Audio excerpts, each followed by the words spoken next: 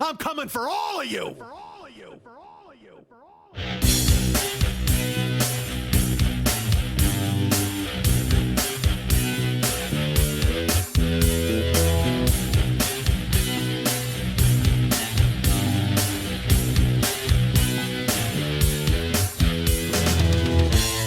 Right now, there's a 15-year-old sophomore in high school who has no idea they're studying nursing just so they can wipe my ass in 17 years. I'm 50 and single. That's a fantastic combination. I'm going to spend my golden years dating a handful of spit and a jug of Astroglide. Hey, what's happening? Mike Schmidt, 40-Year-Old Boy podcast. I apologize. We're late. And by we, I mean me, because I'm the only one involved in this fucking enterprise. I'd love to hang it on somebody else. Hey, look at that guy over there. Hey, that guy just walked by my window. It's your fucking fault, man. Go out to the laundry room. There's a guy crouching under a table out there. That guy made me late. Let's fucking harangue him. Harangue. Out there in the foliage, hiding in the palm trees, there's a guy. He totally made me late. There was a woman. She kept knocking on the door. Made me so late because I kept answering the door, and she's just like, ha. No, I'm fucking late because I'm late. And why am I late? You're thinking to yourselves, well, I will, look, I don't want to, I'll just say this. I'm struggling a bit. I don't know why. I mean, I think I know why. I sort of know why. And I'm trying to deal with it, and I will. But I don't want to talk about that here because we just did it a couple of weeks ago. We talked, and I'm just finding myself getting waylaid a little bit. And so we're not going to talk about that now, but please know this. I apologize. I'm moving forward from it, trying my best to work through it. Okay, cool. Now let's talk about the fact that I can't move. How about that? Should we go ahead and discuss that? Folks, here's the thing. I am the oldest man alive. I am an old person. Previously I've held lots of titles. I was the fattest man alive. I was the funniest man alive for like 5 seconds. But now I'm the oldest man alive because I can't move. I can barely move my arms, and when I do, I stretch them like they feel. I feel like I got to say oil can because my elbow joints are all fucked up because because it's from working hard, which is good news. I mean, I like feeling that way. I like feeling like I can't move. Let's put it this way. I like feeling like I can't move. Not being able to move, it's a little overrated. I won't lie to you. Not being able to get out of a chair without crawling is a little rough. But we hit it pretty fucking hard at the gym because here's the deal. There's Little Schmitty's Attaboy Fit Brigade. And even though it's named for me, even though I came up with the idea and then other people put it into action, I've been lurking over there. I've been kind of a ghost. I've just been hanging around in the hallways, because I feel other people are all attaboying the hell out of one another. And I don't think I've done enough to get attaboys because all I've done is the same things I've done over and over and over. I lift. I lift 3 times a week. So I guess that's an achievement in itself, but it feels like it's the thing I'd been doing. But you know me, that's what I do is I kick my own ass about stuff. Oh, well, why would anybody care about that? Well, no, everybody cares. That's the whole point. And that's the point of the Attaboy Fit Brigade. I asked people to set it up so I could have someone to tell about my workouts and to go to and say, hey, look, I need you guys to kind of back me up here because I used to have people in my life that I cared about, that I wanted to look good for. That was all I cared about because I don't care about myself enough. Again, we don't want to get into that. So people set up the Fit Brigade page, and now they're in there and they're lifting weights and they're fucking doing cardio and they're putting up pictures of their displays. And I'm so fucking proud of everybody, proud of everyone, proud of a David Kemp, proud of a Scott Palmer, proud of a Amanda, proud of Jamie, proud of everybody. Hold on, we're drinking.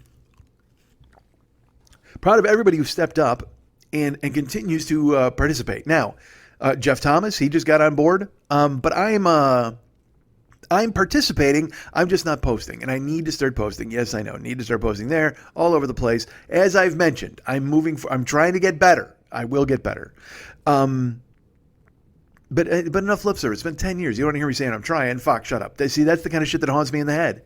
That's the thing. Is then it'll go, nobody wants to hear you talk about your fucking trying, man. It's been 10 years. Fucking do something. Hi, that guy lives there. That guy lives inside me. He's fun. When he shows up, hey man, shut the fuck up. Nobody cares about you and your bullshit problems, and nobody cares about anything that you're talking about. And your good efforts and wanting to move forward, who fucking cares? You've said it over and over. Hi. He came back. He should probably stop. I wish he wouldn't show up. Although it's, let's put it this way. I don't like doing a solo show, but I'd prefer not to talk to that guy. I'd prefer if he decided to take a week off or so, or a month, or a year, or he just decided to give me the final 25 years of my life without hanging around and telling me how wrong I was about it, how I'm going to ruin those too, like I ruined the first 50. I'd love it if that guy went away. Yeah, of course you would, because then you'd have to fucking answer to nobody. You'd fucking be able to just sit around and do the fuck you wanted. Nobody cares about you or anything that you do. Look at that fucking dude. Oh, I'm glad you showed up. Should I get a second microphone for you? No, fuck no. Why did I just use that microphone? You're not using it. You're not being funny. Look at you. Boop. I just booped him on the nose. He loved it. All right. So, what were we talking about? Oh, lifting weights. So I've been lifting. I just have not been posting because, like I said, I haven't changed my routine enough to get attaboys. I know that's fucking stupid and weird, but that's how I feel. And by saying that, I'm not looking to go, hey guys, please help. I'm not. These are not cries for help. These are just statements of fact. And there comes a time in your life where you got to go, hey, I should fix this, man. I can't exactly surf on the arms of a bunch of outstretched hands or whatever the fuck and have people go ahead and carry me to safety. Sometimes you got to get yourself to safety. Sometimes you got to be good to yourself, as Journey taught us. So I lift. And I've been lifting hardcore, but I want to lose 50 pounds before I do that. I'm doing a Spartan sprint. Did you guys know about this? I know Colette Marine Lindemann knows that I'm doing it, and she's organized this thing. We're going out there, and I might be in Cincinnati for a few days. But here's the thing. That's why I want to talk about good things that I have coming up, because I don't have – I got fuck all to tell you. You know what I did last week, folks? I drove. I drove so much. I was in the car a ridiculous amount. And then I did podcasts, which was really nice. The only times I took a break from driving were to do podcasts, because I was on my friend Pat Francis's Rock Solid podcast. Pat had a fucking awesome idea. A lot of people were in town for an event that I attended on Saturday that I'll get to in a second. But Pat was like, hey man, if these people are in town, I have a relationship with these people. Why don't I invite them to do a live podcast with me? So Pat did a Rock Solid episode, broadcast, whatever you want to call it, and he invited listeners. He had fucking food, he had pizza and fucking trail mix and food and drink. And all these people went over to his recording studio, and Kyle donned the producer hat.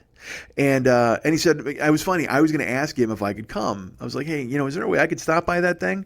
But then I was thankful, because he was like, hey, you're coming by, right? And I was so happy, because I'm like, yeah, of course. So Friday night, I was out driving and all day. And then I took a break. I came home, I grabbed a quick shower, and then I went over to the studio. And it was fucking awesome. I think he had like 20 people in there. It might have been 25. And everybody got to turn on the microphone. With Pat, he got to interview them. They talked about their best music. He gave them all prizes, like CD prizes. But here's the weird thing. So then Mike Siegel was there, and I believe it was Christy Stratton was there, and Murray Valeriano. These are all his co-hosts on Rock Solid. The only one who could not make it was April Richardson. She was at a concert doing concert things. But that makes sense. If you're going to miss the Rock Solid podcast, it's because you're out at a concert enjoying music. That's the only excuse, quite frankly. But and then me, and I showed up, and Pilar actually got some airtime too, Pat's wife, and she has a more successful podcast than anybody, with a fucking screenwriting podcast, and she goes off and she teaches celebrities. Dude, she was teaching screenwriting or whatever the fuck to the WWE. Like, she showed me a picture, and it's her and like all these meathead wrestlers in ties sitting around a table. It's fucking awesome. I have dry mouth. So I went to this thing. Hi, I'm a Mario. It's a me, a Mario. I went to this thing.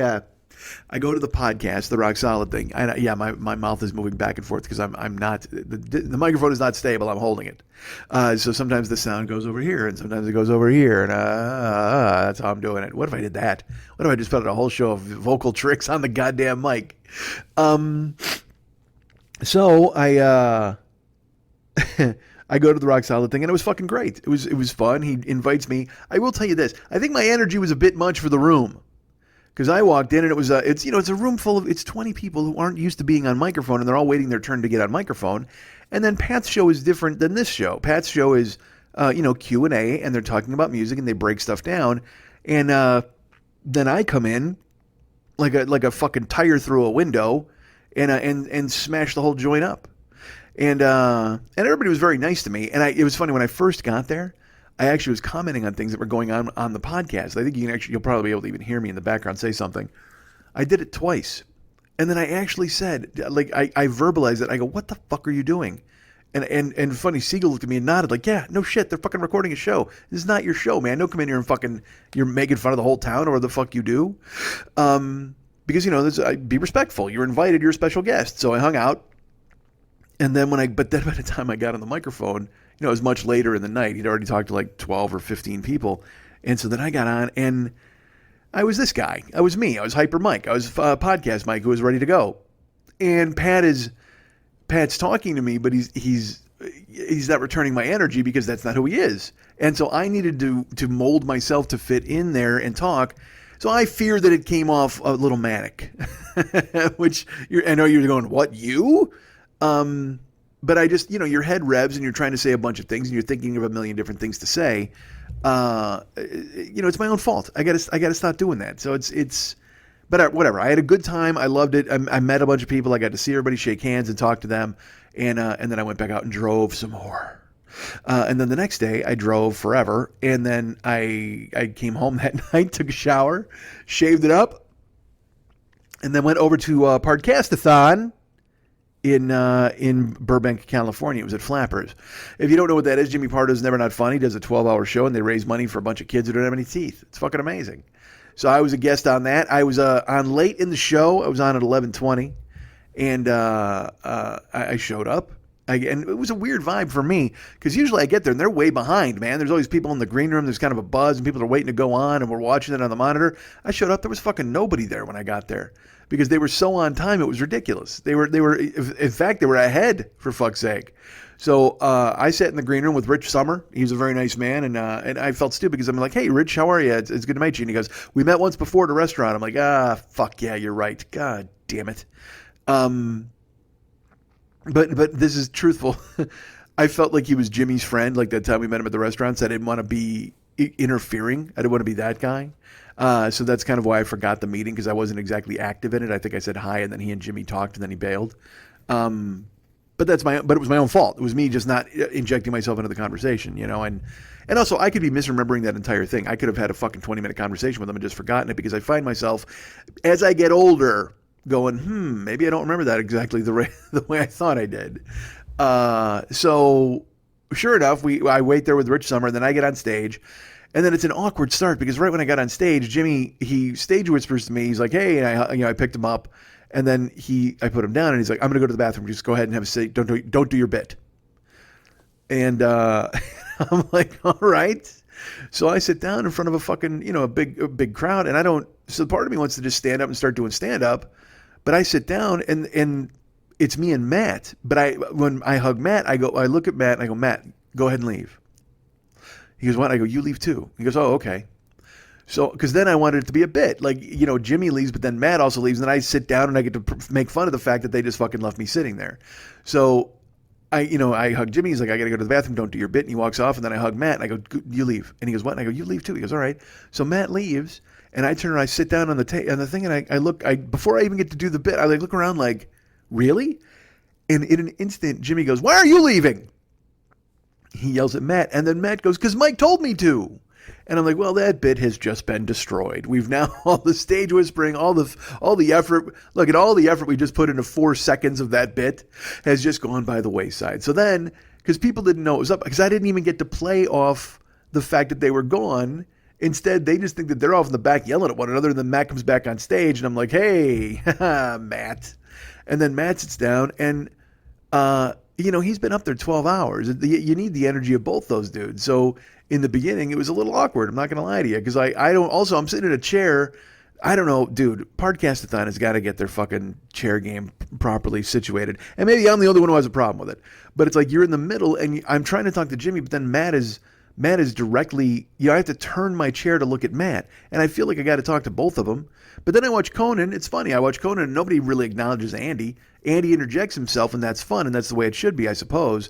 But I just, the vibe of it was weird. And also I'm a big fat dude and I'm sitting in a fucking chair and the microphone is, I got to make sure I'm getting, me, as you can tell by this. I get so many microphone problems. For a performer, for a guy who's held a microphone for fucking half of his life, how many times am I going to go, man, this microphone, man, I screwed this microphone. Wow, I can't believe this microphone. Dude, just fucking get over it. Just talk into it. It's a goddamn microphone. You've done it a million times. It's your job.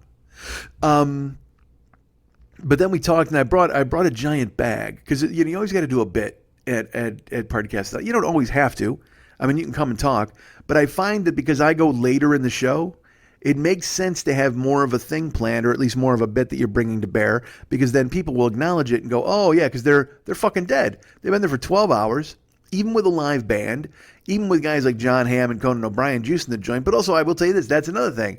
They're seeing a Conan O'Brien, they're seeing a fucking John Hamm, and then they get me. I walk up on stage, and these people are just like, who's this guy? Because a lot of the Never Not Funny people, a lot of the Never Not Funny people I don't say they don't know who I am. They've heard me on some shows, but they went, dudes, this is not a joke. I just cracked open a water, and because I'm trying to do it with one thumb while I'm talking. You guys, I'm holding the microphone, and it just spilled water all over my keyboard. What a fucking idiot. If sparks start flying and look, this show getting eaten is no great loss. But if it fucking if I can't, dude, it's not all over. It like sprayed. You know what I mean? Like it's like if I had a squirt gun and I shot my keyboard. That's what just happened. If I was jerking off and I shot all over my keyboard, that's what it looks like. It's a nice splatter pattern. Hold on. My mouth is drying out this morning and I don't know why, but it is. Because I've been up all night, fucking staring, wondering what to do, staring at the microphone and going, "Why you should do this? Why you should?" But nobody wants you to. Aha, dumb. He's there again. Look at him showing up. All right, so, people there are used to, they're seeing these big stars, and then I come out, and then I'm out there alone, and then we do a bit and it fails, and I'm just like, oh, Jesus Christ. But I brought a bag, a giant duffel bag, because when I was home, I kept trying to think of fucking things to do. I wanted to bring an idea I had was we have a mutual friend, Chip Chinnery, and Chip works on TV all the time. And I wanted to say I brought a celebrity guest and bring him out at his various incarnations of who he was, because he was Rune Ulrich in the fucking Bobby Riggs and Billie Jean King movie. He's in any number of Nickelodeon shows playing coaches and teachers. He was on a while ago. He was on a while ago, 20 years ago. He was on a series of Bud Light commercials where he actually played a character named Eddie. You know how they got that dilly bullshit happening now in WhatsApp? Well, back in the day, there was Eddie, and it was a husband who would do anything for Bud Light, and he would always ignore his wife, and she would go Eddie at the end, and Chip would make this face, and we always make him make the face at poker because it's ridiculous. But in my head, I'm like, I'll bring out Eddie from the Bud Light commercials and then bring out Rune Ulrich, making Chip do all the heavy lifting, all the costume work. And then I'm like, well, no, fucking that bit doesn't work. And I'm trying to figure out, because in the past I brought a bag of fucking vampire teeth. That's still my favorite thing I did. Sorry, fighting it off.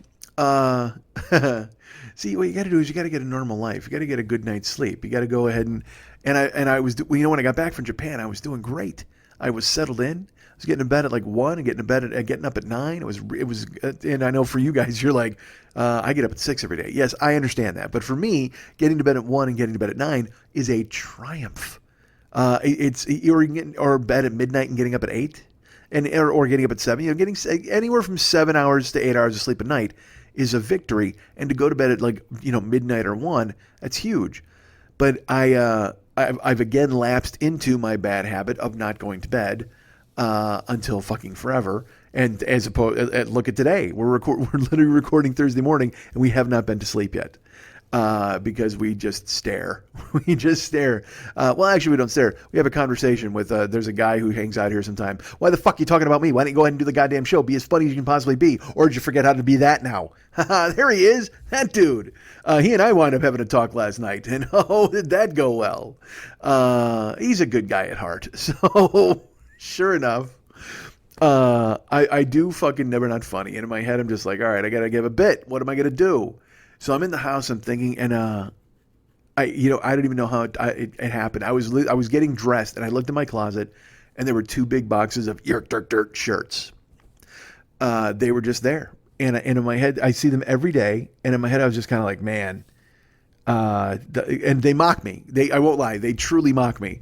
They're that guy of clothing. You know what I mean? Oh, way to go. It's a smart idea to buy us. I guess nobody fucking wanted them because nobody wants to buy your goddamn shirts. Is that it? Oh, now the shirts are mouthing off. Look at you fellas. Go ahead and reel it in. I think the shirts are in league with that guy who was here earlier.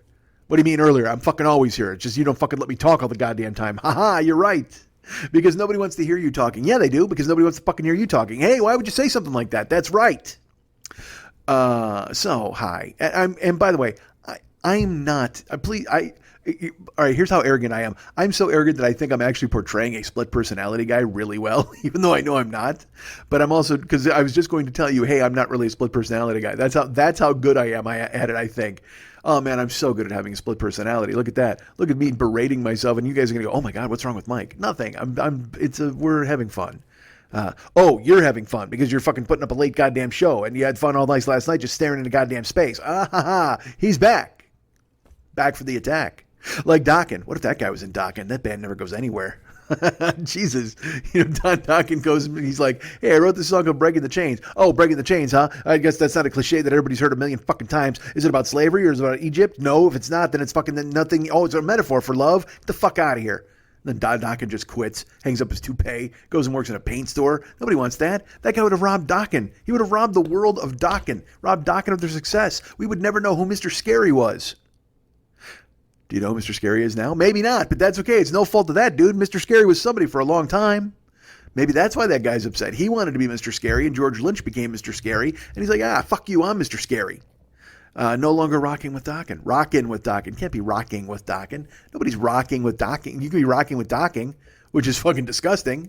You got to get a second cock involved, and you're, hey, man, we're rocking with Docking. What's the tuning fork one? That's fucking brutal. Sounding and docking. I don't fucking get any of that shit. That's just a bunch of guys bored with cocks. They're just like, what do we do with this thing now? I don't know. Let's jam something up and hit it with a mallet. Oh, okay. It sounds good. Does that feel good, sir? Yeah, that's what I want. Is I want a fucking tuning fork jammed up into my cock. That's terrible. And then the docking thing where you sleeve up a foreskin. Oh, how grim is that? Do me a favor. Don't Google sounding or docking. Although I got a bit, that is my favorite David Bowie album. Sounding and Docking, 85 or whatever the fuck. All right, so here's the deal, folks. I was out there at the Never Not Funny deal. I had to bring a bit. And I found the Yurt Dirt Dirt shirts in my closet. Yurt Dirt Dirt. And I thought to myself, you know what? Fuck, we're doing it. We're doing it. Because every week I come and talk to you guys about it. And look, you've all been very kind. Anybody who wanted a shirt bought one. Everybody who's bought one. And I've given some away, as many as I could. But I don't do enough live stuff to give shirts away to fans and stuff like that. So in my head, I'm like, all right, well, fuck. These shirts are in my closet. I advertise them every week. And there's nothing wrong with having surplus shirts. I could give them to fans. I could do whatever. But instead, every time I see them, I see failure. It's dumb and weird and foolish. But every time I tell you about them, I'm like, fuck, why do I got to beg these people to buy shirts? Well, people who want shirts have bought shirts, and maybe nobody else wants any fucking shirts. It's okay. That's an okay thing. But in the moment, I tell myself what a fucking failure and a mistake it was. Or at least I don't tell myself, but there's another guy around here, he lurks, and he sometimes will come along and go, way to go, stupid. Way to buy all those fucking shirts that nobody wanted. So to appease him, and to appease myself, I guess, the bit I came up with for Never Not Funny was I brought the shirts. I literally bagged up all of my Yurt Dirt Dirt shirts. And that was the giant bag. I threw it on stage. And then Jimmy asked me, he's like, all right, what's the bit? And so I explained the whole thing. Because as we've talked about here on the show, I tried to give them away. I tried to give them to fucking Puerto Rico. I tried to give them to Houston, and I was told no because they wanted money. They didn't want any fucking clothes, certainly. We talked about giving them to the homeless here in Los Angeles, but I wanted to go and hand them out, but also then that seemed like a weird thing to go into a tent city and go, hey, here's a bunch of shirts, because then they're just going to wind up in the gutter. You got to make sure it's people who really want them. But I could not find a use for them. So finally, I brought them to Never Not Funny Podcast-a-thon. And I just went, you know what, folks? And I told the story about the shirts, and I said, so if anybody wants a shirt, they can have them. And Jimmy's like, well, hey, we can go ahead and leave them by the door, and if anybody wants them, they can grab them on the way out. And that just seemed weird. Like, that just did not seem fun at all. And I said, that's grubby. I go, well, first of all, what if nobody takes any? You know what I mean? And second of all, what if people just ruffle their hands through them looking for sizes and then they leave? Hold on. Sirens. I don't know. Maybe they're coming for me. Finally. That would make sense. So I said to Jimmy, I went, literally it manifested itself where I went, he's like, Mike Schmidt, everybody. And I grabbed one shirt and I threw it into the audience. And then Jimmy grabbed some shirts, and then him and Matt, we just fired all of the shirts into the audience. We threw all of the Yurt Dirt Dirt shirts into the audience. Like it was cathartic. It was a cleansing. It was a way for me to get rid of this pile of failure. And I know that's a weird way to look at it, but also it was a good way to do nice things for everybody. Because I love the fucking shirts. That was the thing, was when I pulled them out of the bag, Pardo goes, "Oh my God, that shirt is great." And I'm like, "Yes, it is. That's why I don't understand it." And he's like, "Well, that's it." And then I flipped it around and it's got both sides because, David and I put the Hornboy logo on the back collar, and he goes, "You did both sides?" I go, "Yeah, that's all of our shirts are like that." And because that's the one that's so ridiculous, but I've always cared that our shirts look really good. And, David's artwork is going to always ensure that, but the ideas we come up with, they're always cool looking. Because the visual component of the show is just as important. By the way, you'll notice that I don't even know what photo I'm using for the artwork this week, because David needs to know by Tuesday what the artwork's going to be, and if the show's not done, then he doesn't know, and he doesn't like doing the artwork if the show's not recorded, and I totally get that. Those are his boundaries.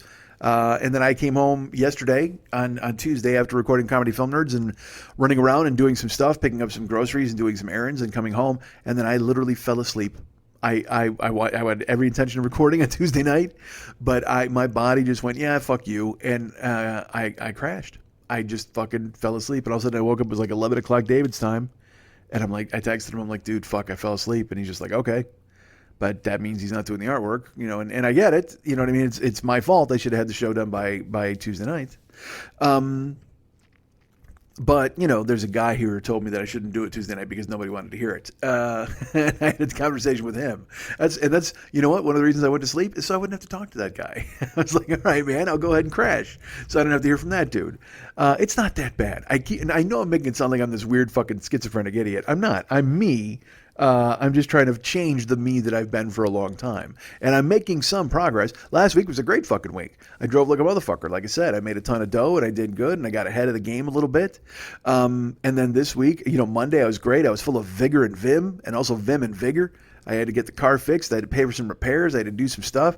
And then it just, even Tuesday night when I told you I fell asleep, I was supposed to go look at a couch. I might be getting a couch, folks. That's right. That's what kind of a grown-up I am now. I've got these two giant chairs, but now I'm going to get a goddamn couch and stuff that in here somewhere. Because I want a couch, because if somehow I'm ever to convince anybody to come home and join me and watch some television or do whatever the fuck you do here in my apartment, because that was the thing that, when I was with Jill and when I was with Randy, I never had a couch and I fucking hated it. Because again, we're both, Randy and I sat across from one another. Jill she would fit in the chair with me, but then, in the morning her neck was all fucked up. That was good. I enjoyed doing that, ruining her neck. I didn't ruin her neck, but if you're sleeping on somebody and your fucking your fucking neck is bent and your head is leaning on their shoulder, and then you wake up, you're like, fuck, there's that huge crick in your neck. That would happen. So I want a couch. So I was supposed to go look at a couch on Tuesday with our friend Kyle, producer Kyle from Rock Solid. He's getting rid of a couch, and I'm like, hey man, I'll go check out that couch. And then sure enough, like I said, I woke up at 9. I was supposed to be at the house at 7:30. And the reason I woke up was because my fucking phone lit up and it buzzed, and it was Kyle saying, hey man, I'm going out. And I'm like, fuck. So I texted him, texted Dave. Tuesday was a wash. Wednesday was a wash. Well, I went to the gym, lifted hard, and that's why I can't move. Have I talked about that? I can't move. I can't move my fucking arms. So let me finish Never Not Funny really quick. So we threw the shirts out to everybody in the crowd, and it was a huge hit. And then afterwards, in my head, I went, because again, I'm that guy. I'm like, oh man, what if everybody was just being nice and they don't really want the shirts? What if they leave them on the ground or something? I don't want to make the waitresses pick up my shirts. So I waited. Show ended, and I was like, people were very nice. They came up and they liked the show. There's a guy named Jeremy. First of all, he spoke in class today. I don't know if you know about that. And clearly, look, I remember picking on him. That was my fault. He seemed like a harmless little fuck. But I'll tell you what, we unleashed a lion. He gnashed his teeth and bit the recessed lady's breast. How could I forget? So he wins the bid. He comes up to me and Jimmy and he talks to us. This is my favorite thing of the night, I think, so far. He comes up and he goes, hey, I'll see you guys at a ballpark. And we're both like, what? Because it's, Jimmy's done 12 hours of comedy and I'm trying to fucking find shirts. And he goes, I won the bidding. And we're like, what? He goes, I won the bidding for the ball game. And we're like, oh, fuck, of course. Yeah, no, we can't wait. That's going to be amazing. He goes, I'm going to come. He goes, I'm from Seattle, but I'm going to come back down for a game. I'm looking forward to it. And I was like, I'm in. Let's do it, buddy. But here's my favorite part. Jeremy, bigger than me, probably 6'3", and just a big dude. And I looked at Jimmy and I go, "You're sitting in the middle." And he goes, "Oh my God, no." He goes, "I might have to buy a separate row from you guys." And we just started laughing. But yeah, Jeremy made me look small standing next to me. And maybe that's not true. But I mean, to me, he walked up, you big mitt. He shakes my hand. And just a big, like I said, he's got to be, he looked like he was about an inch taller than me. Just a big lumberjack of a man. And poor fucking Pardo is going to have to sit between us at the ballpark because that's happening. Oh, that's happening. Fuck you, yawns. If anything, it's happening for the just for the photo op. Just to see Jimmy's little tiny head peeking up between two lumberjack shoulders. But we don't even know when that's going to be. It's going to be sometime this summer. Jeremy's going to come back down from Seattle, and we're going to go to a game. It's going to be fun. And see, that's the thing. That's what I wanted to talk about. Like I said, there's so much cool coming up this summer. So much great stuff. That's what I want to talk about. That's what I want to focus on. Again, last week I just fucking Ubered and I went to the podcast. Now, I loved doing the podcast. Certainly, it was fine. So, never not funny. Like I said, I waited to collect. And I even told the waitresses, I go, "Look, I'm really sorry about the shirts." They're like, "Don't even worry about it. We're not even finding any." So I walked around and it turned out, like I said, I threw out fucking 60 shirts, I think it was. 60 shirts, threw them to everybody. And I wound up, after going around and collect, I have now at my house, I think I have 8 left. Because there are people that wanted different sizes and they traded them and all that kind of stuff. So I have a couple of 2X. I think I have a 3X for men, and I think I have small ladies. So if you want, hey, look, if you want one, it's yours. I'm not even fucking selling them anymore. If you guys want a shirt, write me, and if I got your size, it's yours. The only thing is you gotta pay for shipping. That's all I fucking care about. You know what I mean? And here's the way I'll work it: is I'll ship it to you, and then I'll tell you how much the shipping was, and you can send me a PayPal. I don't fucking care. If you want a shirt, let me know. But there's only 8 of them. So, and this is the best part. I know, and nobody's going to want them, you guys, because again, I've pitched them to you for fucking months and goddamn months. And also, hey, let me throw this out there. There's a listener, and here's the thing, I remember his fucking name. He was on Twitter. His name was Warbly Mumblecore. How do you forget that fucking name, right? The minute I saw the name, I knew I was going to remember it probably forever. So his name was Warbly Mumblecore, and I think we had some exchanges or some interactions previous. But the night I did Podcastathon, he wrote on my wall or on my Twitter feed, he just said, "Hey, I bought one of those shirts and never got it. So it's weird that you're giving those away." And I just wrote him back and I went, "Absolutely not. That never fucking happened. I'm not that big of a fuck up. If people order shit, they get it."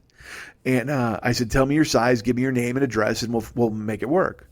And then he wrote me, it was that night, and he even said, "Hey, if you got a 2X left, I would want it." And so again, I was going to write him back and go, "Great, I need your address." But by the time I did, he had erased not only his tweet, but his entire fucking account. Like, I don't know what happened. I hope he's not dead or she or whomever, because it's Twitter. You have no fucking idea. But the person was like, "Yeah, no, I totally want this shirt. Yeah, I never got one." And so then I was like, "No, fuck that. I know you got it. If you didn't get it, that's fine. But give me your name and address, and I'll send it. Just tell me the size and your address." And he said, and then he just wrote me back. He's like, "I need a 2X. I think is what he needed." And then I wrote him back, and I went to write him back, and he was gone. He disappeared. So Warbly Mumblecore, if you're out there, I have a 2X. I just need your address and all that bullshit, and then I can send it off to you. You know, all that bullshit that they need at the post office. Your fucking address, I got to send that. So Warbly, contact me and get a hold of me. So I did that. And we talked to Jeremy, and I did the website. Or I'm sorry, that the website, the Podcastathon. Got that all squared away. And and then Monday came along, and like I said, I lifted hard. And then Tuesday I did Comedy Film Nerds, which I'll talk about in a second. But then I lifted today, Wednesday. I'm sorry, I lifted yesterday, Wednesday. It's Thursday fucking morning as I record this because I'm, again, staring into the goddamn void all night long. But I fucking, sure enough, we lifted. I told John I wanted to lose all this weight by July, and I told him that I wanted to do the Spartan run, the Spartan sprint. So he's increased my weight. So it'll be not only lifting weights, but also cardio when we lift. So yesterday was fucking, there's pushing days and there's pulling days. And yesterday was a pulling day. So I did 1-arm rows. I did bent over rows as well with the free weights. I did fucking deadlifts yesterday because he's also mixing legs in because, fuck leg day. I always say it's leg day. Well, not every day is fucking leg day. He's put legs in everything. He's got me doing this, he's got me doing squats. But not like real squats. Like he's got me doing barbell squats or dumbbell squats.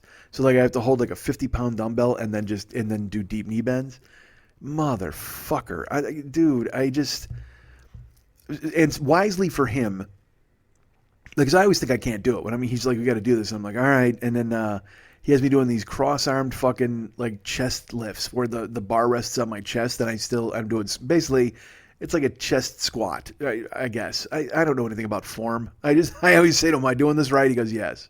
But yesterday was one arm rows, and then bent over rows with the bar, and then I had to do fucking deadlifts, and then curls on the machine, and then sitting curls with dumbbells, and then rows on the machine with like fucking 150 pounds. Dude, I mean, just I even said to him, I go, dude, I'm feeling like swollen up, like my fucking I'm sorry, my phone started buzzing there, and it was on top of the microphone, and I think it made a noise. But I was, and I mean, you can feel your arms swell up and fill with blood, like your biceps get big. I mean, that's fucking great. It's really cool. But then when I come home, in order to shower, I have to lean on the shower door. I can't lift my arms to like wash my shoulders. So I actually have to press my arm and then, like I have to use instead of using your I'm sorry, listen to my voice. Instead of using your arm to wash yourself, you're using your body to wash, like to grind against the soap. It's just fucking bananas. I get it. All right, now I have to drink water because I don't know what the fuck happened just now. My voice completely fried. Hang tight. Oh, Jesus. All right. That was rough. All right. So, hi. I don't know what happened to my voice there. That was fucking strange. But, who knows? Again, when you don't sleep all fucking night, that'll happen. Your body attacks you. Maybe that guy's in my throat trying to get out again. Nope, you can't make an appearance. You've already made plenty of appearances. Because we want to look forward. We want to look at the cool stuff that we got coming up. We don't want to look at the past, at the fact that, I've got a guy telling me I shouldn't be doing things. No, let's look forward to fucking great stuff, which I'm sure he'll tell me isn't so great eventually. But that's okay. Right now, it's what I want to do. But goddamn, am I sore. Oh, my God. Again, hitting it hard is great. But then you come home, I feel like an old man. Like, I don't want to move. I know it sounds fucking weird. This totally happened. Like yesterday, I ate toast. And hot chocolate, and put a sweater on, a fucking sweater in my house, and laid under a blanket. And that's probably one of the reasons why I couldn't get anything done, because I was just staring into the goddamn void. But I was like, it's what I wanted to do. I didn't want to do anything, so I had toast and hot chocolate, and then hid, and then just fucking slept on and off and maybe that's why I didn't sleep all night. Why I just fucking stared.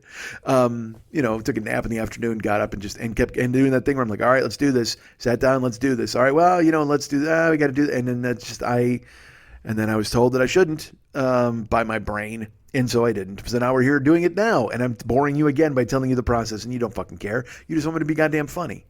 See, I think that was that guy again. So what was I talking about? Fuck, I lost track. Oh, so I lifted hard, and I'm an old man. I come home, I eat hot chocolate and toast. I sit in a sweater, and I just listen to the outside world. Like I didn't even have the TV on. I'm just listening to what's going on. People walking around, cars driving by, train whistles.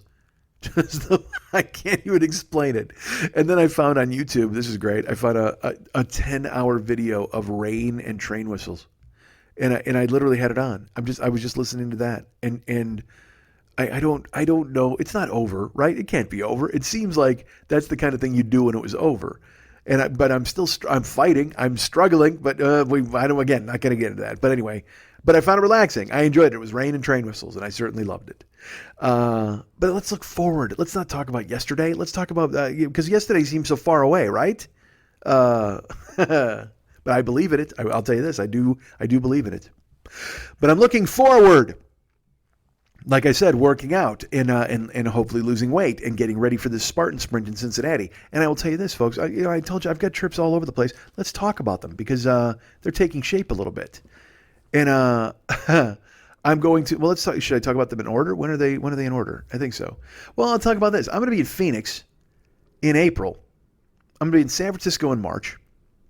Now, there's no shows there, but I'm actually going to record shows at listeners' houses because that's a fucking thing, and I want to do it. And I got an offer from Southwest, an airfare deal where they've made me A-list until May, and then if I do a certain amount of flights before then, I will be A-list for the rest of the year, which is fucking gold. That's what I want to do because I want to travel a bunch and do the best I can. And A-list on Southwest is the way to go because otherwise you got to get up early and check in and all that bullshit. And I'd much prefer to be A-list. So I said, I'll go ahead and organize some flights. So I'm going to San Francisco in March, at the end of March. I'm going to a listener's house and I'm going to record. I'm going to record a podcast. And then I'm going in April. And I've got an email out. I know I'm seeing listener Justin, and he and I are going to a Diamondbacks game. And I don't know if I wrote. There's a listener named Zach, and he wanted me to record the show at his house because I recorded a show with Justin here, and so I was like, well, he's not going to want to fucking record another show. So and listener Zach was super cool. When I went to Japan, he had offered his services as a translator, and I was like, oh man, I never got a hold of him to ask him about it. But then he wrote me about Phoenix, and so I wrote him back, and I haven't heard back from him yet, or at least I haven't looked to see if I've heard back from him, because I wrote him last night and just was like, hey, dude, I would totally do Phoenix, and I would do a show at your house if you're around. So hopefully, I mean, because that was the offer that he threw out there, so I'll be at Zach's house to do that, and maybe if anybody else is in Phoenix and wants to get lunch or dinner or fucking hang out, that's totally cool. Just like I'm in San Francisco, if anybody wants to do it there, that's totally cool too. Except for the main commitments I have is I'm obviously hanging out because I'm staying with the listener when I go to San Francisco. But I don't know where I'm staying in Arizona just yet. Still trying to figure it out. Like I said, I'll probably Airbnb somewhere while I'm there. But I'm excited. I'll be in those towns, and everybody wants to hang out. Let's do that. Because again, we're looking forward here, folks. We're looking at good things that are coming up.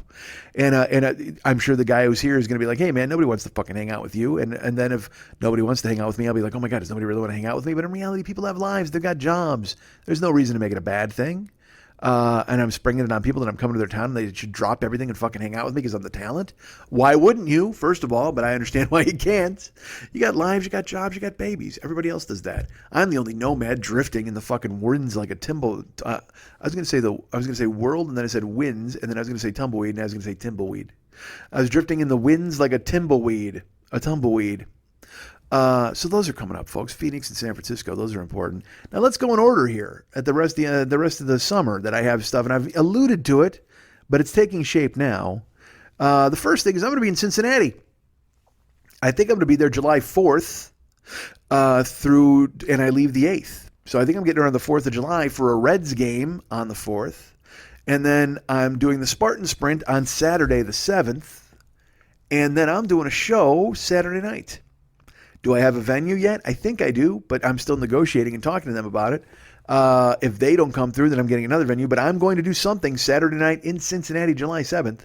I'm going to, and it's so funny. I'm like, well, because when I talk to listeners and fans, they're like, oh my God, well, you've got listeners. You can go ahead and put a show on sale. Yeah, but my listeners are pretty spread out. I don't know if anybody's going to make the fucking trip to Cincinnati to see me do a goddamn show. Who knows? Maybe they will. I mean, I did okay in Cleveland. Whatever. The point is, I'll be in Cincinnati the 4th through the 7th if you guys want to hang out. I mean, I'll be going to the Reds game with Colette and then I'm sure her husband and then maybe any number of listeners who want to go. I know it's the 4th of July. You'll probably be with family, which is totally fine. But then I'll be there the 5th and the 6th getting ready for the fucking Spartan Sprint. And then the 7th, we do the race. If you want to sign up for the race, there's actually, I think, a little Schmitty's Fit Brigade team that you can join. I understand David Kemp is going to be joining us from Indianapolis. So it'll be me and Colette and David effectively doing that, which is good. Again, the more people that we get, the more people that can help carry me over the finish line when I collapse at the 2.5 mile mark. So please, if you want to come to Cincinnati and do the race with us, that you can sign up and do that. That's totally fun, and I hope you'll be there.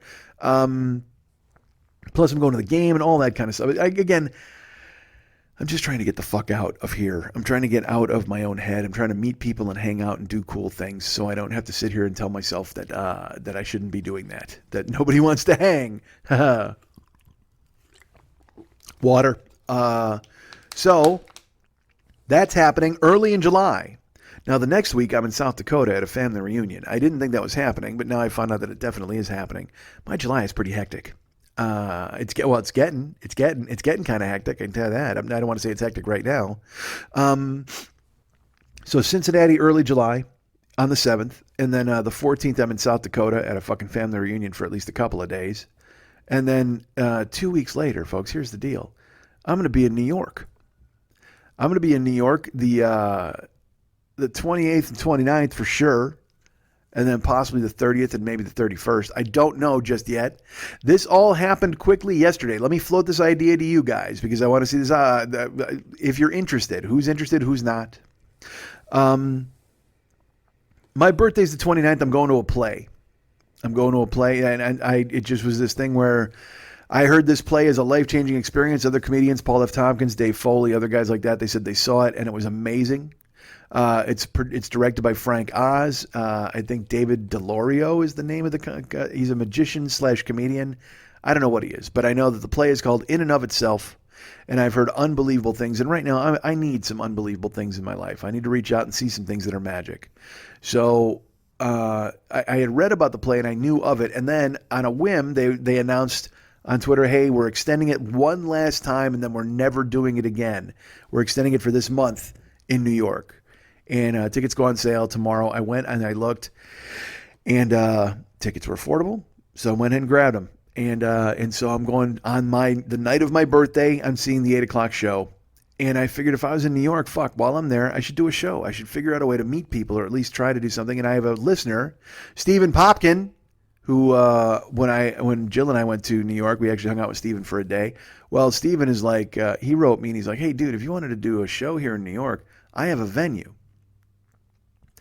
Now last time I did the Hell's Kitchen Theater, David Williams did that. He found it and then we paid for it. Or I think David even fucking kicked in the money, possibly, because he's amazing. But but Steven said, hey, I got this room. And I go, well, it all depends on how much it is and all that. And he's like, well, it's free. He goes, I can get you the venue. That's the whole point. And I'm like, well, what kind of venue is it? He sent me pictures. It's a bar. It's a bar on, I think it's either on 3rd Street. Yeah, it's on 3rd Street. And he says it's accessible by trains, and it's in it's in, I don't know if it's in Manhattan. Fuck, I don't know. Look, this all took shape last night, and I was excited for it. And I kind of said, all right, well, we'll do this. He's like, well, it was funny. Steven's like, well, yeah, man, you can do this. It'll be totally great. And I said, all right, well, I want to lock it in. He goes, well, make sure you can sell some tickets first. And I'm like, well, all right. I'm going to ask. I'll reach out and he's well floated on social media and talk to Gio and, see what they can do. And I'm like, well, dude, I want to lock this down. If you're telling me it's a fucking free venue and I can get it on a Saturday night, because he had said to me, he goes, maybe Monday or Tuesday would work better. And so I actually went on the Joker's page last night and I asked anybody if they would go to a Monday, Tuesday show. One guy said he would, and 20 people made jokes. So I was like, all right, well, that's helpful. 20 other people are like, come to St. Louis, bro. And I'm like, I'd love to, Will. Unfortunately, I'm right now looking at something else. That was a weird hiccup. That intake of air was like a hiccup without the hiccup noise. What a mess this is. So, it looks like Saturday, July 28th, I will be doing a show in New York. And then Sunday, July 29th, I'll be going to my play, which will be fun. But more importantly is the show. And so I don't have tickets on sale yet. They should be on sale by this time next week, as long as fucking Steven verifies. Because again, like I said, he's like, yeah, man, we can totally do this. I said, all right, man, it's locked. He goes, yeah, well, why don't you throw it out in the air there and see if there's any interest? And I'm like, because I told him, I can probably sell 30 tickets. And he goes, well, that's fine. Everything's great. And I said, great. And he goes, so make sure you tell people about it on the air. And I go, well, I will. I go, but the second it's locked, I can go ahead and get a ticket page up and we can start the machine. He goes, okay, well then when you talk about it on the show, like see if anybody will buy it. And I'm just like, dude, okay, if you don't want to officially announce it, that's fine. And he's like, well, you can tell people about it just to gauge interest. I'm like, what do you mean gauge interest? Hey guys, would you be interested in me coming to New York? I mean, if you got a fucking venue in a building, and I even said to him, I go, it might just wind up me and you staring at one another. And he's just like, well, he's like, I gotta think you'll be able to sell some tickets here. And I'm like, yeah, I sold out the last time I came to New York, so I think I'll do okay. But who the fuck knows? When I did Pittsburgh, I think I sold 15 tickets, if that. So I can't guarantee anything. My fans are awesome, but they're all spread out. Like when I did the one man, people flew in from all over. Well, now the novelty's gone, man. Like, trust me, that guy who lives here keeps telling me, nobody wants to hear you talk live. Nobody wants to fucking see you. Nobody's going to buy a goddamn ticket. And yet still, I move forward with these ideas. I still think that I'm going to go ahead and get some people to come in and see me. So who knows? I'm trying to continue with this is really cool aspect of it. So as far as I'm concerned, this is really cool. Saturday, July 28th, I'll be doing a show in New York. I don't want to say the venue yet. And I don't want to say I'm doing a show for sure. I want to do it if Steven can come through with the venue like he says. Because also, get this, Steven works as a DJ. And this bar is a fucking 80s bar.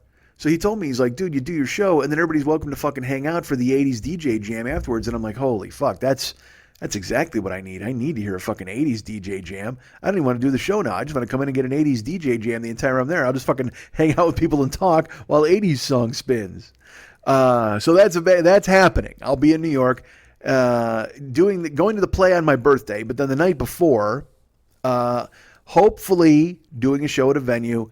If Steven comes through and we actually get the venue. It just depends.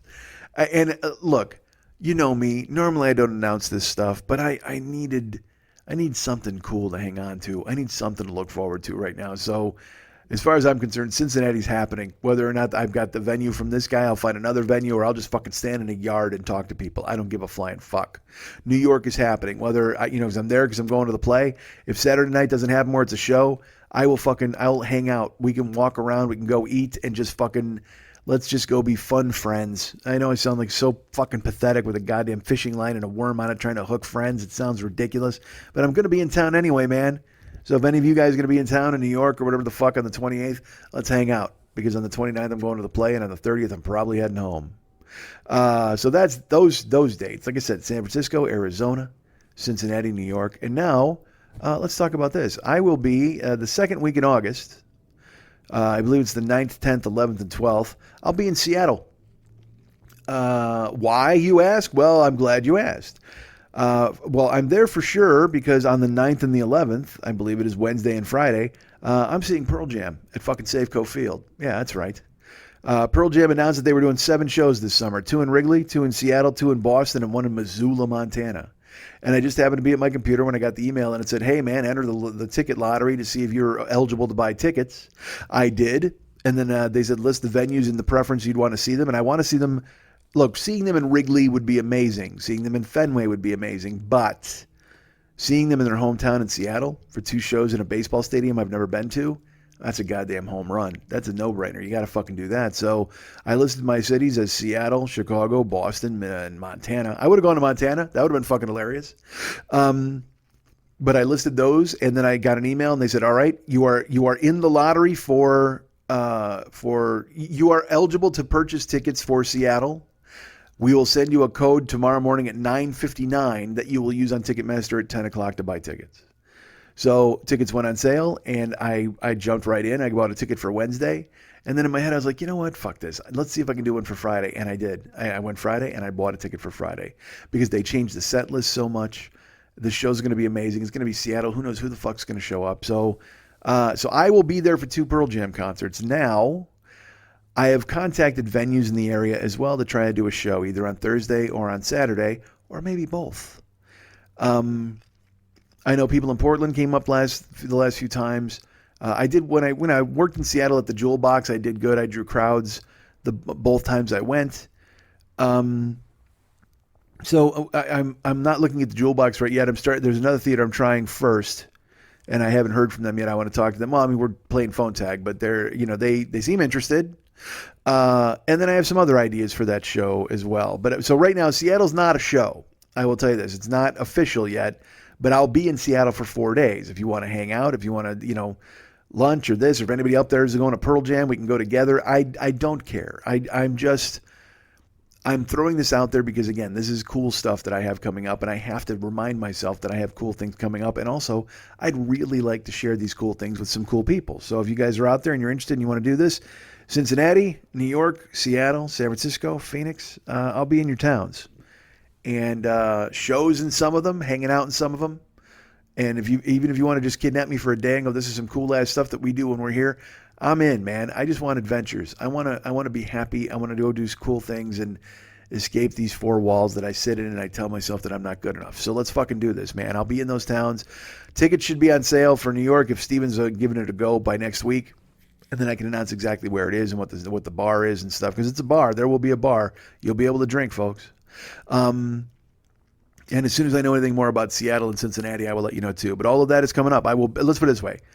Regardless what happens, I will be in Phoenix, San Francisco, New York, Seattle, and Cincinnati this summer to fucking hang out. I'll be doing that Spartan Sprint in Cincinnati. I'm doing the concerts in Seattle and the play in New York. And then I'm looking to fill the gaps in and around that with cool people who want to do fun stuff. And even if that means, hey, Mike, you want to come to my house and sit in the yard and burn citronella candles and we'll talk and laugh all night long? Yes.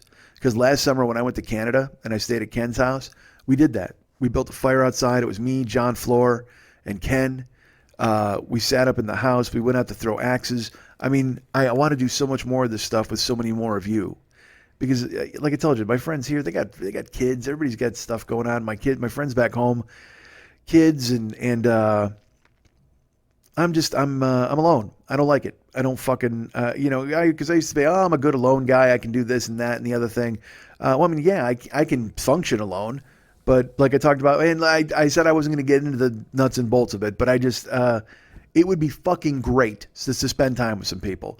I'm not going to call it, you know what you are? You guys are you're like therapy dogs. You're therapy listeners. So if I could come out and hang out with you dudes, that would be fucking awesome. I would love every second of it. And we could have fun and we could eat and we could stare and we could laugh and we don't have to eat. We can work out, we can run, we can talk, we can just, I need human fucking contact is my point. I need to get out of my own head and let other people in. So I want to do that. And I'm going to these cities this summer to make it happen. And I did Comedy Film Nerds. I was telling you that.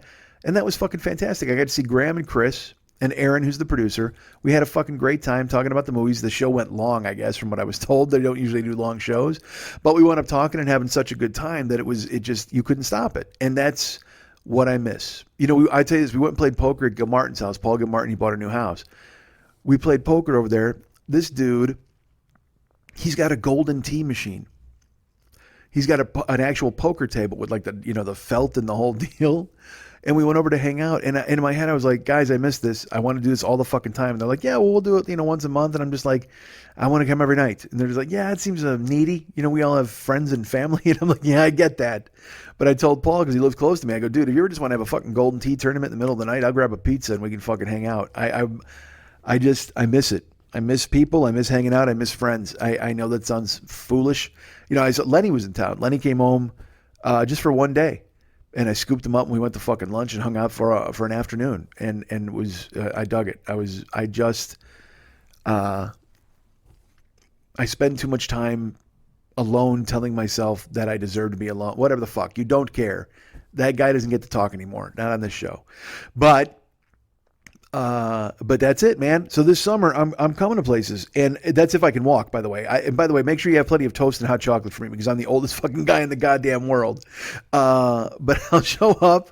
I don't know if my arms will work or my legs, but maybe, if you got a wheelchair or a jazzy. Oh, that's what I want to do. I'm going to run a jazzy around your house. If I can ride a rascal scooter around your place, just fucking turn me loose.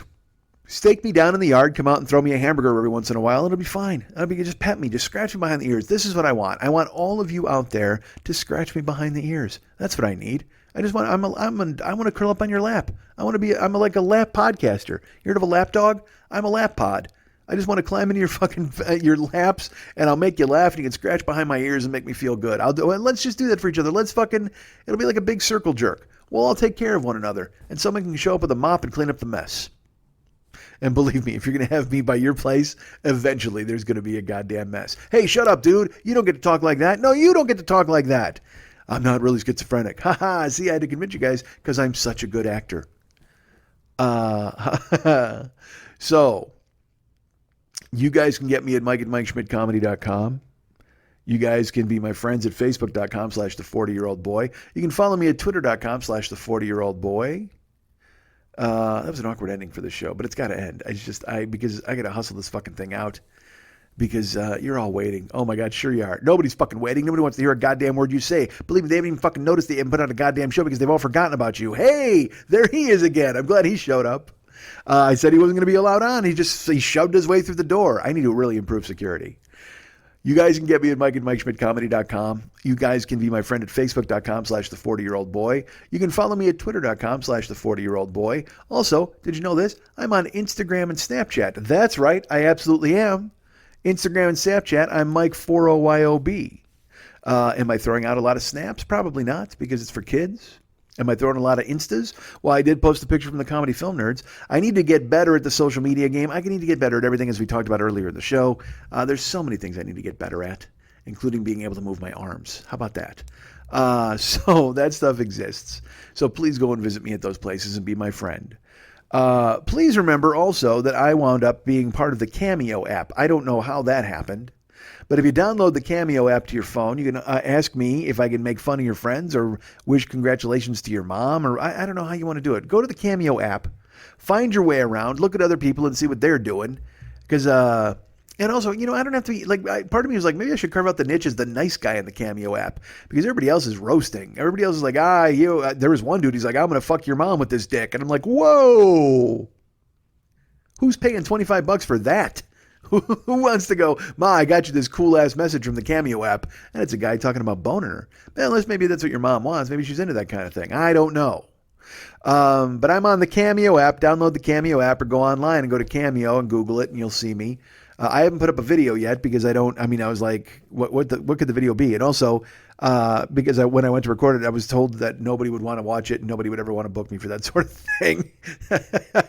That guy is very efficient. He covers all the bases. So I'm out there. Like I said, if you want to go take a look and hire me to do a goofy ass thing, because that's all I'm doing is trying to keep my head above water by using my voice in any way that I possibly fucking can. So the Cameo app exists. Go and find me on there, please. That would be great. I would love it. We have sponsors for this show. Did you know that? I don't know how much longer they'll stick around after these kind of fucking things happen.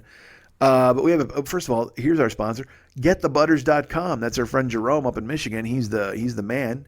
He's making you butters and bombs and lubes and butters and balms and bombs and lubes and loofahs and fucking lotions and potions and all sorts of stuff from the ocean. He's got it all squared away. But when I say from the ocean, I mean it. He's got a squid flavored lotion. I don't know why you'd put lotion in your mouth, and certainly I don't know why you'd flavor it like squid. But you know what, Jerome's, it's a test kitchen. He's trying it. He's America's test kitchen for things you can put on your balls. And I like that. I respect that in him. So Jerome's up there in the mitten. He's making all these great things. Go to getthebutters.com. Use the code 40YOB. That's 40YOB. And get a discount on whatever the hell you buy. Get a disco, a Denny Terrio, get all of those things. When you go ahead and you purchase anything at getthebutters.com with the code 40YOB. That's Jerome, our longest sponsor ever. He's been around forever and ever. I don't know if you've seen Penny One, but please, if you're out there and you're going to go to getthebutters.com and use some lotions and some potions, use the code 40YOB. So Jerome goes, hey, Mike's a hitter. That's awesome. Please remember the Paranoid Strain podcast is a good friend of this show, sponsoring always. They want you to go ahead and tune in and listen. It's our good friend Fearful Jesuit, and he's out there telling you about chemtrails and all sorts of cool ass things, and the Bundy family. And Bundy family was a couple of months ago, but this month is chemtrails, and he's got other episodes on deck. But while there is a podcast, and I would like you to go to the podcast on iTunes review and tell them, hey, you know what, Mike Schmidt sent me, and he said, and this is a great show, and we love you, and write him personally and go, the 40-year-old boy talked about you, and we love it. Because, again, it gives him the impression that what he's doing is working, and you guys are listening, and that makes him happy, it makes me happy, and the show's going to make you guys happy because it's well-produced, it's smart, it's written well, and it's everything you would want a podcast to be, in my opinion. Because again, it's informative and smart and funny. It's got good music, and it deals with topics that are, quite frankly, at the forefront of the news these days. So please go ahead and listen to Paranoid Strain, the podcast, and also go to their YouTube channel. That's right, Paranoid Strain has a YouTube channel. And they want you to go ahead and visit it. And because, again, they want to get over 100 subscribers, and then they can have a custom URL. And then eventually they'll get over 1,000 subscribers. And that's when the big money starts rolling in, I've been told. I haven't seen the big money yet, but I've seen some money. So I thank all of you, and I'll get to that in just a second. But please join the Paranoid Strain YouTube channel so they can get their custom URL. That would be great. Thank you so much. I appreciate it. Please remember that we have a YouTube channel as well. A very important YouTube channel, and it's done by our friend Superfan Giovanni, Superfan Gio. Not superfan of me, certainly, but superfan of others. He's out there doing the hard work, making the toil happen. He's handling our YouTube channel to and fro 24 hours a day, and he's doing that in addition to his goddamn career in life. If you want to contact him, go to facebook.com/Giovanni Giorgio Peluso. Become his friend or write him and just go, hey, we like what you're doing for Mike. He loves it too. He handles our YouTube channel, and he's got all of his own stuff going on. He's got the Get It On podcast. He's got another video game podcast that I don't know the name of still. He may have told it to me once, but I did not write it down. I should have, but I did not. He's got that happening. He's got all sorts of amazing things. He handles all the Loveline stuff for Adam Carolla, in addition to being my guy on the ground when it comes to tech stuff. So please help out our friend Gio. Find him, listen to his shows, and tell him that you love him, because he needs love too.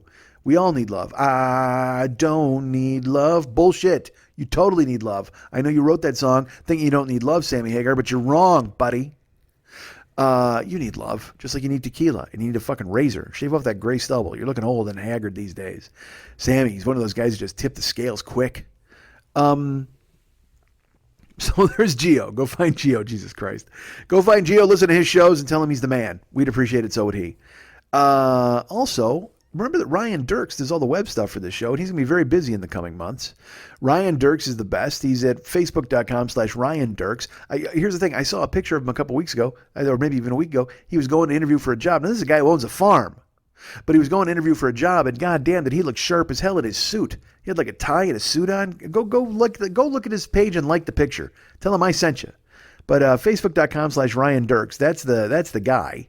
He does all the web stuff, so please be his friend and thank him for all of his efforts. He's out there and he's the best. Hey, you want to be an Uber driver? I'll wait. Do you want to be an Uber driver? Why wouldn't you want to be with all the clever tales? I will tell you this. Again, I drove so fucking much last week.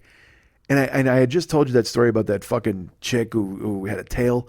And I don't want to make this the Uber podcast. But I mean, did stuff happen last week? Yeah, there was some stuff that happened last week. I'll get to it eventually, but I didn't want to. Again, I thought about it. I'm like, well, that's a funny story. And no, man, nobody wants to fucking hear you talking about being an Uber driver, for fuck's sake, because every time you tell that goddamn story, everybody realizes that you're an Uber driver, not a comedian. Nobody fucking looks at you and takes you seriously. Ha! Look at him showing up. Isn't that fucking weird that happens? Is there a pill that fixes that eliminates that dude, an anti-that guy pill? I would love it. I just got it. Someone wrote me about meds, but I didn't get to read it yet. I apologize. If you out there, whoever wrote me, I will read your med post and I get to it. But in the meantime, while you're waiting for me to read your post, why not become an Uber driver? Everybody out there who wants to become an Uber driver or a Lyft driver, I'll give you the code. I haven't given it to you in a while. If you want to be a Lyft driver, use the code MIKE720057, MIKE 720057, and that's all caps. And that gets you out on the road for Lyft right away, and pretty soon they'll send you a mustache and all that other bullshit. If you want to be an Uber driver, and who does not, use the code DJZW1YTTUE. That's DJZW1YTTUE. That's the number 1, by the way, in the middle of all that. And these codes can also be used for rides. If you haven't ridden or driven or been a rider on Lyft or Uber just yet, use the codes for that. And I think I see $1.60 or something for that. So I profit off your ride. I drink your milkshake is what I do. I drink it up. So please, if you want to be an Uber driver or an Uber passenger or a Lyft driver or a Lyft passenger, please use that code and become all of those things. I would love it. I want to be your Uber pimp. That's who I am. I want to be your Lyft pimp. That doesn't sound right. What's another word for pimp? Cool guy? I want to be your Uber pimp and your Lyft cool guy. So please use those things and do those and use them and do them carefully. Also, here's the thing, man. Do you know David Hernandez? He's pretty cool. He's the guy who does all of our artwork and our music. He's the best, the longtime friend, and he's very, very busy man. And so he wants you to like him on Facebook. Find him on Facebook, facebook.com/David Mex Hernandez. Become his friend and tell him that you love him and you want to see all the cool ass stuff that he does. But I'll tell you this. In addition to finding him on Facebook and becoming a personal friend, if you'd like to have a personal relationship, or actually, I apologize, a professional relationship with our friend David Hernandez, what you want to do is go to artbydmh.com. That's ARTBYDMH.com. David has all of the artwork you could ever imagine for sale. He's got preset pieces that he's done. He's got Guy Cons and Valscapes and all sorts of badass stuff there available for you to peruse and look at and buy. But also, if you wanted custom artwork of yourself as a Viking, he can do that. If you wanted to have a photo of yourself going down on a fair maiden in a forest somewhere, absolutely he does that. And that's if you're a lady or a guy. He doesn't discriminate. Anybody at all who wants to get their painting done of themselves going down on somebody in a forest, then please contact David Hernandez, because he's just been champing at the bit to go ahead and paint you with a cock in your mouth. That's what he wants to do. Or paint you between the delicate folds of a lady's thighs with her Mons Venus perched precariously and her labia majora. He totally wants to paint a labia majora. Please, somebody reach out to David and go, I demand you paint this labia majora. I would love it. Oh my God, would I love that. Now, it doesn't have to be your labia majora. If you've just got a particular labia majora that you enjoy, then get David on the case. He can paint it, because I'll tell you what, it doesn't have to be specifically yours. David will paint any labia majora that you send to him. And do me a favor, when you go to facebook.com/DavidMexHernandez and become his friend, start negotiating with him there about the artwork, but send him all the pictures you can of labia majora so he gets an idea of what you're looking for. I think that's the move on Facebook. Send him a bunch of labia majora photos and go, yeah, this is kind of what I was thinking. And then you can take it over to Art by DMH for the hardcore negotiations. But in the beginning, send him the labia majora so he knows what he's getting into. All right? I think that's a good plan.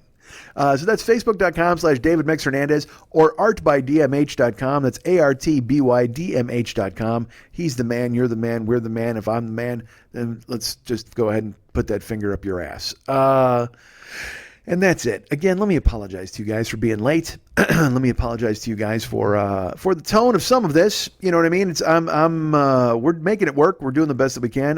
We're gonna do it. Give us any chance, we'll take it. Give us any move, we'll break it. Make it. Rule. Give us any rule, we'll break it. We're gonna make your dreams come true. How? How, folks? Doing it our way. Water. When I did Comedy Film Nerds, we talked about the Oscars, and it was funny because I wanted to talk about the Oscars on this show. Because again, I did nothing last week. I fucking drove. I did those podcasts that I just recapped, and then I wound up watching the Oscars. And I should tell you, I didn't want to watch the Oscars, but I did because I had to be armed and locked and loaded for their goddamn show. And then I watched movies so I could be prepared. I watched 3 Billboards Outside Ebbing, Missouri. I watched I, Tonya, and I watched what was the other one? Oh, Shape of Water, which you have to, dudes, listen. If you haven't seen those movies, first of all, discard I, Tonya. You don't need to watch it. It's fucking terrible. I didn't. It's okay. It's very much like a movie called To Die For with Nicole Kidman, where it's a lot of interviews and they go back and recreate stuff that happened. And I just did not. And the way I put it on Comedy Film Nerds, the show, I said it was like Romeoville, Illinois, the movie. It's just a bunch of rednecky white trash assholes doing terrible rednecky white trash stuff and hitting each other and swearing, and it just did not have any appeal for me. I get it. I know what they were trying to do. And again, I copped to it on the Film Nerds. I was like, you know what, dude? This very well could be my problem. I could be just a guy who's trying to get away from negativity so quickly that anytime I see a movie that even if they're play acting negativity, I got no interest in it. I just didn't want to see a woman getting constantly beat up by a scumbag and then her mom and her having no one to turn to. You know what I mean? So I get what they were trying to tell, the story where this poor woman had really nobody to turn to, but also she was kind of a dick herself, but she got raised to be a dick. So it's that thing, nature, nurture, and which came first, the chicken or the bitch, I guess. I don't know. Fucking it was weird. But I watched it, and I did not care for I, Tonya. However, as bad as I, Tonya was, as little as I enjoyed I, Tonya, that's how much I enjoyed Shape of Water. Holy Jesus, you got to watch it. It's fucking amazing. And all of this is covered in the Comedy Film Nerds Oscar episode. Go listen to it. It was fun. Or go watch the video. I guess the video's on YouTube now. You can watch us and watch me tug at my shirt all day long. I literally watched one clip today. I tug at my shirt like 1,000 times. Jesus Christ. Even sitting on a chair, I tug at my shirt. That's so fucking weird. That's just it's a nervous tick or a habit that I've had fucking forever. And you know what? I think only when I got big. Because when I was a big fat dude, I don't think I did it when I lost all my weight recently. But putting the weight back on, I pulled the shirt away because I feel it's like too tight or something. I don't know, man. I got to figure the fuck out. But you should make a drinking game. Go watch that YouTube of the fucking Comedy Film Nerds and drink every time I tug on my shirt. You'll be fucking dead within 20 minutes. But here's my favorite thing I did in the Comedy Film Nerds. Oh, I shouldn't give it away. Fuck. I can't. Go listen to it. There you go. Because some people have written me about it already, and let me apologize to those people because they weren't ready for it and they didn't see it coming, and it kind of caught them off guard. And I don't want to get into exactly what happened, but go listen to the Comedy Film Nerds podcast because look. If you know what I'm doing, you appreciate it so much more because those guys had no idea what I was doing. And then after the taping, I showed them and they're like, oh, okay, we get it now. And I'm like, God damn it, I wish you knew because it's this fucking awesome thing. And look, I know I'm not supposed to bait and switch and tell you guys things that I'm not, and then I'd pay it off. Well, why the fuck would I pay it off? I mean, it's Thursday fucking morning. Can I really pay anything off to you guys at this point? I've been sitting around in my apartment staring, wondering, and I got to get to fucking bed, man. I got to crash because I hope I can stand up because that's another thing too, dudes. My arms are fried, but my legs, they're crazy cashed because yesterday, again, we were doing deadlifts and rows and shit. So you're squatting half the fucking time. And then, I come here and I sit down, and then when I stand up, oh, dudes, I got to push myself out of the chair. So old and decrepit. I'm just going to have to roll out of here like a guy on fire. Stop, drop, and fucking roll. I'm going to have to roll. Next time I leave my house, I'm going to have to just roll out because my legs are going to give out, and I'm just going to wind up in bedridden. And I'm not even sick. I'm just going to be bedridden because of what I've done to my legs over the goddamn years. What a fucking mess.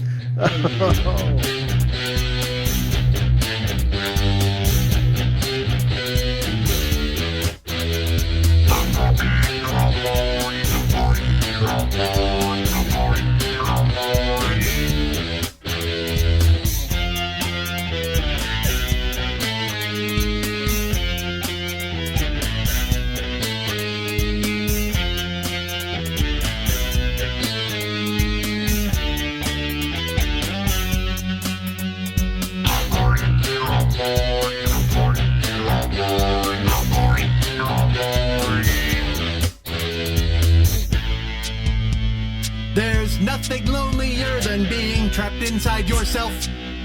It's easier to hide when you pretend you're the knight. Women love a guy with a giant neck.